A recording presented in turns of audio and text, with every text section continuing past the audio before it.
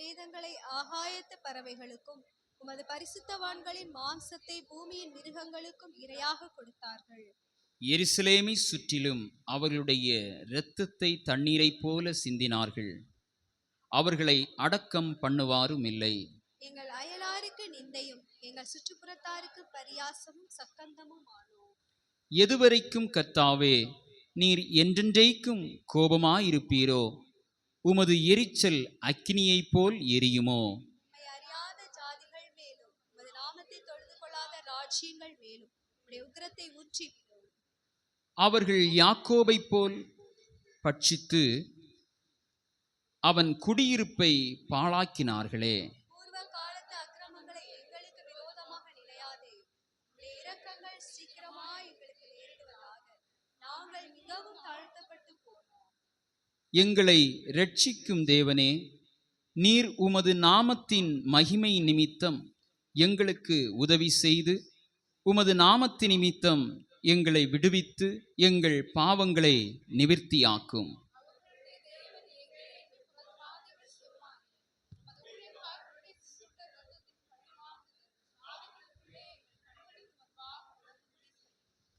கட்டுண்டவனுடைய பெருமூச்சு உமக்கு முன்பாக வரட்டும். கொலைக்கு நியமிக்கப்பட்டவர்களை உமது புயபலத்தினால் உயிரோடே காத்தருளும். ஆண்டவரே, எங்கள்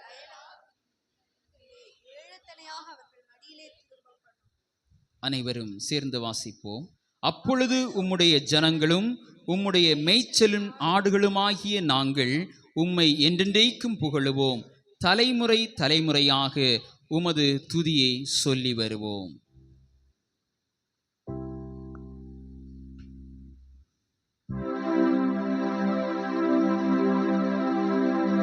இன்றை தினமதிலும் ஒருமித்து கூடவும் நாமத்தினால். இன்றை தினமதிலும் ஒருமித்து கூடவும் நாமத்தினால்.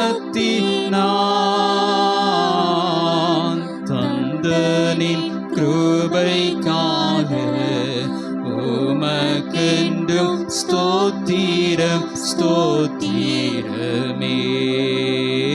தந்தனின் கிருபைக்காக உமக்கென்றும் ஸ்தோத்திரம் ஸ்தோத்திரமே. ஸ்தோத்திரமே சுநாதா, உமக்கென்றும் ஸ்தோத்திரமே சுநாதா. ஸ்தோத்திரமே சுநாதா, உமக்கென்றும் ஸ்தோத்திரம் ஏசுநாதா. ஸ்தோத்திரம் செய்கின்றோ நின்னடியாத்திரு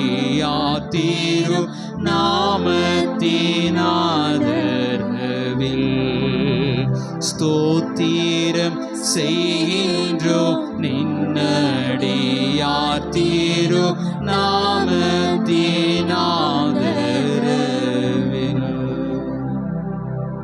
அனைவரும் உட்கார்வோம்.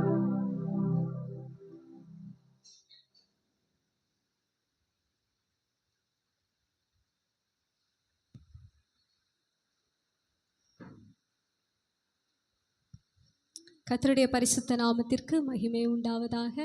இந்த நேரத்திலும் இந்த 79ஆம் சங்கீதத்தையும் நாம் தியானிக்க போகிறோம். இது யார் எழுதின சங்கீதம்? ஆசாப் எழுதின சங்கீதம். ஒரு புலம்பலின் சங்கீதம். முதல் வசனத்தை வாசிப்போமா? தேவனே, புறஜாதியார் உமது சுதந்திரத்தில் வந்து உமது பரிசுத்த ஆலயத்தை தீட்டுப்படுத்தி எருசலேமை மென்மேடுகளாக்கினார்கள். பார்த்தீங்கன்னா, யூதாவின் ராஜ்யத்தை முறியடிக்கும்படியாக பாபிலோனிலிருந்து ராஜாக்கள் வந்து முறியடிக்கிறார்கள். அந்த இடத்தை கொள்ளையிடுகிறார்கள். அவர்கள் என்ன செய்கிறார்களாம்? தேவனே, புறஜாதியார் உமது சுதந்திரத்தில் வந்து உமது பரிசுத்த ஆலயத்தை தீட்டுப்படுத்தினார்கள், எருசலேமை மண் மேடுகளாக்கினார்கள். என்ன செய்தார்களாம்? ஆலயத்தை தீட்டுப்படுத்தினாங்க. எருசலேமை எல்லாவற்றையும் இடித்து போட்டு அதை மண் மேடுகளாக்கி போட்டார்கள். 2வது வசனம், உமது ஊழியக்காரரின் பிரேதங்களை ஆகாயத்து பறவைகளுக்கும் உமது பரிசுத்தவான்களின் மாம்சத்தை பூமியின் மிருகங்களுக்கும் இரையாக கொடுத்தார்கள். பாருங்க, யூதாவின் ஜனங்கள் கொல்லப்படுகிறார்கள். அவர்களுடைய மாம்சத்தை ஆகாயத்து பறவைகள் சாப்பிடுகிறது. பரிசுத்தவான்களின் மாம்சத்தை பூமியின் மிருகங்கள் இரையாக எடுத்துக்கொண்டதாம். 3ஆம் வசனம், எருசலேமை சுற்றிலும் அவர்களுடைய இரத்தத்தை தண்ணீரை போல சிந்தினார்கள். எருசலேமை சுற்றிலும் ரத்தம் எப்படி ஓடிச்சான்? தண்ணீரை போல ஓடிச்சு. அவர்களை அடக்கம் பண்ணுவாரும் இல்லை. அவர்களை அடக்கம் பண்ணுகிறதற்கு கூட யாரும் இல்லை. 4ஆம் வசனம், எங்கள் அயலாருக்கு நிந்தையும் எங்கள் சுற்றுப்புறத்தாருக்கு பரியாசமும் சக்கந்தமும் ஆனோம். எல்லாரும் நிந்திக்கிறாங்க, பரியாசம் பண்றாங்க. 5ஆம் வசனம், எதுவரைக்கும் கர்த்தாவே நீர் என்றென்றைக்கும் கோபமாயிருப்பீரோ? உம்முடைய எரிச்சல் அக்கினியை போல் எரியுமோ? பாருங்க, இப்பொழுது அவர் ஜெபத்தை ஏறெடுக்கிறார். எதுவரைக்கும் கர்த்தாவே நீர் என்றைக்கும் கோபமாயிருப்பீரோ? உம்முடைய எரிச்சல் அக்கினியை போல எரியுமோ? உம்மை அறியாத ஜாதிகள் மேலும் உமது நாமத்தை தொழுது கொள்ளாத ராஜ்யங்கள் மேலும் உம்முடைய உக்கிரத்தை ஊற்றிவிடும். இந்த உக்கிரத்தை எங்கள் மேலே ஊற்றாதீங்க, உம்மை அறியாத ஜனங்கள் மேலே ஊற்றி விடுங்க அப்படியெல்லாம் ஜெபிக்கிறார். அப்போ ஏன் இப்படிப்பட்ட காரியங்கள் நடந்தது? யூதாவின் ஜனத்திற்கு, தேவனை ஆராதிக்கிற ஜனத்திற்கு ஏன் இப்படிப்பட்ட காரியங்கள் நடந்தது என்று பார்க்கும்போது 8ஆம் வசனம் 9ஆம் வசனத்தை வாசித்து பார்ப்போம். பூர்வ காலத்து அக்கிரமங்களை எங்களுக்கு விரோதமாக நினையாதையும். பாருங்க, பூர்வ காலத்து அக்கிரமங்கள், அவங்க அக்கிரமம் செஞ்சதுனால நம்ம ஏற்கனவே சங்கீதங்களில் தியானித்திருக்கிறோம். இந்த ஜனங்கள் என்ன செய்வாங்கன்னா, தேவனிடத்தில் நன்மையை பெற்றுக்கொள்ளும் போது தேவனை கொஞ்ச நாள் தொழுது கொள்ளுவாங்க. திடீரென்று தேவன் என்ன செய்து விடுவார்கள்? மறந்து விடுவார்கள். விக்கிரகங்களை வழிபட ஆரம்பித்து விடுவார்கள். பாவத்தில் விழுந்து விடுவார்கள். அதனால ஆண்டவர் என்ன செய்வார்னா, அந்நிய ஜனங்களிடத்தில், புறஜாதிகளிடத்தில் தேவன் ஒப்பு கொடுத்து விடுவார். அவர்கள் இவர்களை என்ன செய்து விடுவார்கள்? மேற்கொண்டு விடுவார்கள். பாருங்க, 8ஆம் வசனத்திலே வாசிக்கிறோம், பூர்வ காலத்து அக்கிரமங்களை எங்களுக்கு விரோதமாக நினையாதேயும், உம்முடைய இரக்கங்கள் சீக்கிரமா எங்களுக்கு நேரிடுவதாக. நாங்கள் மிகவும் தாழ்த்தப்பட்டு போனோம். எங்களை ரட்சிக்கும் தேவனே, நீர் உமது நாமத்தின் மகிமையை நிமித்தம் எங்களுக்கு உதவி செய்து உமது நாமத்தின் நிமித்தம் எங்களை விடுவித்து எங்கள் பாவங்களை நிவர்த்தியாக்கும் என்று கேட்கிறார். என்ன கேட்கிறார்? எங்கள் பாவங்களை நிவர்த்தி. அப்போ என்ன அர்த்தம்? அவங்க பாவம் செய்திருக்கிறார்கள் என்று அர்த்தம். அதனால இவ்வளோ பெரிய பிரச்சனைக்குள்ளாக மாட்டியிருக்கிறார்கள். இப்போ என்ன கேட்குறாங்க? எங்கள் பாவங்களை நிவர்த்தியாக்கும் கேட்குறாங்க. இவங்க கர்த்தரை ஆராதிக்கிற ஜனங்கள், ஆனாலும் என்ன செய்திருக்கிறார்கள்? பாவம் செய்திருக்கிறார்கள். இப்பொழுது ஆண்டவர்கிட்ட கேட்குறாங்க, எங்கள் பாவங்களை நிவர்த்தியாக்கும். 12, 13 ஆகிய வசனங்களை வாசிக்கும் போது, ஆண்டவரே, எங்கள் அயலார் உம்மை நிந்தித்த நிந்தையை ஏழத்தனையாக அவர்கள் மடியிலே திரும்ப பண்ணோம். 13ஆம் வசனம், அப்பொழுது உம்முடைய ஜனங்கள் உம்முடைய மேய்ச்சலின் ஆடுகளுமாகிய நாங்கள் உம்மை என்றென்றைக்கும் புகழ்வோம், தலைமுறை தலைமுறையாக உமது துதியை சொல்லி வரும். ஆண்டவரே, நீங்கள் எங்கள் பாவத்தை மன்னிச்சிருங்க, அப்போது நாங்கள் உங்களை புகழ ஆரம்பிப்போம், உமக்கு நாங்கள் துதியை சொல்லுவோம் அப்படின்னு சொல்கிறார். பாருங்கள், இன்றைக்கும் தேவனை ஆராதிக்கிற நம்மை பாவம் மேற்கொள்ளுகிறதா இல்லையா? ஏசாயா 5ஆம் அதிகாரம் 13ஆம் வசனத்தை எடுத்து வாசிங்க. எப்படிப்பட்ட பாவங்கள் நம்மை மேற்கொள்ளுகிறது? நாம் அப்படிப்பட்ட பாவத்தில் இருக்கிறோமா? கர்த்தர் நம்மையும் விடுதலையாக்க வேண்டும். ஏசாயா 5ஆம் அதிகாரம் 13ஆம் வசனம், என் ஜனங்கள் அறிவில்லாமையினால் சிறைப்பட்டு போகிறார்கள். ஏன் சிறைப்பட்டு போகிறார்கள்? ஜனங்கள் அறிவில்லாததினால சிறைப்பட்டு போகிறார்கள். 20ஆம் வசனத்தை வாசிங்க. தீமையை நன்மை என்றும் நன்மையை தீமை என்றும் சொல்லி இருளை வெளிச்சமும் வெளிச்சத்தை இருளுமாக பாவித்து கசப்பை தித்திப்பும் தித்திப்பை கசப்பும் என்று சாதிக்கிறவர்களுக்கு ஐயோ. பாருங்க, என்ன விதமான பாவம் அப்படின்னா, தீமையை என்ன நினைக்கிறது? நன்மை என்று நினைக்கிறது. நன்மையை தீமைன்னு நினைக்கிறது. இருளை வெளிச்சமா நினைக்கிறது. வெளிச்சத்தை இருளா நினைக்கிறது. கசப்பை தித்திப்பா நினைக்கிறது. தித்திப்பை கசப்பா நினைக்கிறது. நம்மிடத்திலிருந்து ஆண்டவர் எப்பொழுதுமே நல்ல இனிப்பான கனிகளை தான் தேவன் எதிர்பார்க்கிறார். சில நேரத்தில் நாமும் கசப்பை வெளிப்படுத்துகிறவர்களாக இருக்கிறோம். நாம் வெளிச்சமாக இருக்கிற வேண்டிய நாம சில நேரங்களிலே இருளாக இருக்கிறோம்.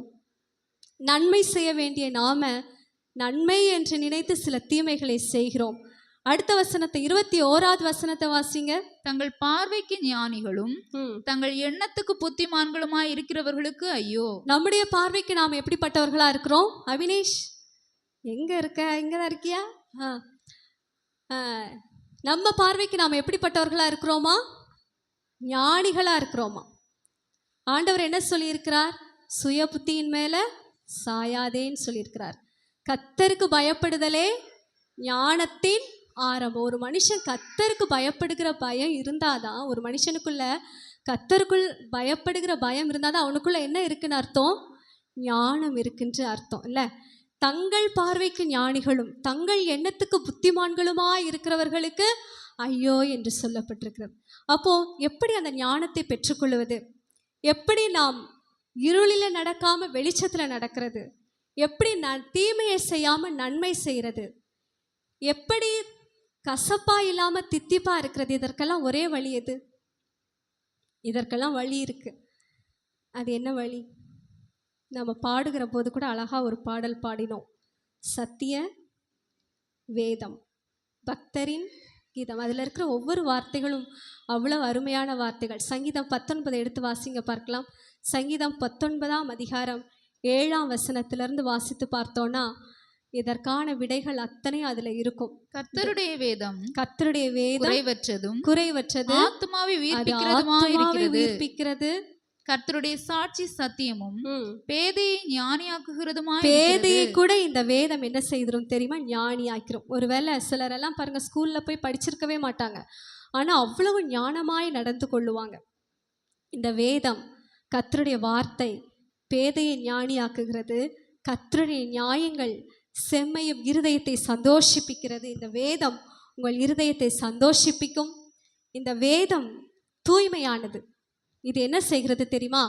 கண்களை தெளிவிக்கிறது. ஹல்லேலூயா. இது என்ன செய்கிறது? கண்களை தெளிவிக்கிறது. கர்த்தருக்கு பயப்படுகிற பயம் சுத்தமும் என்றைக்கும் நிலைக்கிறதுமாயிருக்கிறது. கர்த்தருடைய நியாயங்கள் உண்மையும் அவைகள் அனைத்தும் நீதியுமாயிருக்கிறது. இந்த வேதத்தில் சொல்லப்பட்டிருக்கிற அத்தனை காரியங்களும் உண்மை உள்ளது. அது எத்தனை பேர் விசுவாசிக்கிறீங்க?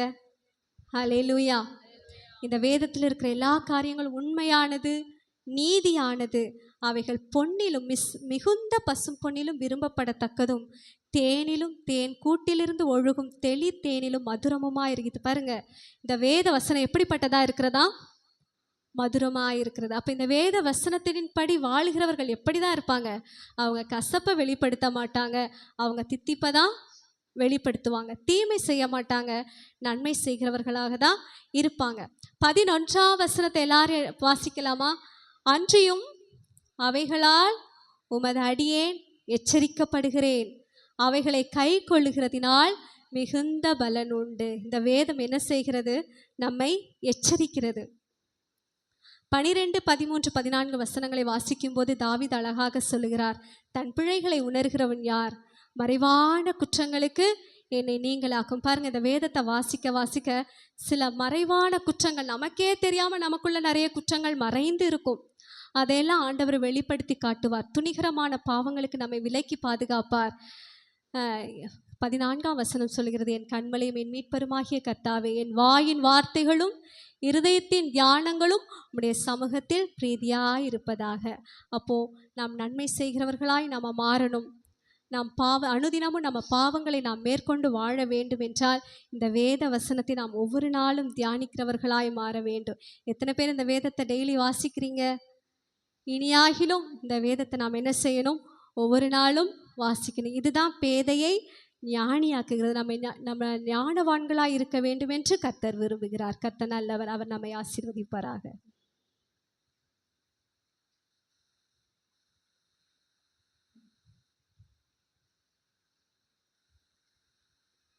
தேவன் செய்த நன்மைகளை சபையில் சாட்சியாய் சொல்கிறார்.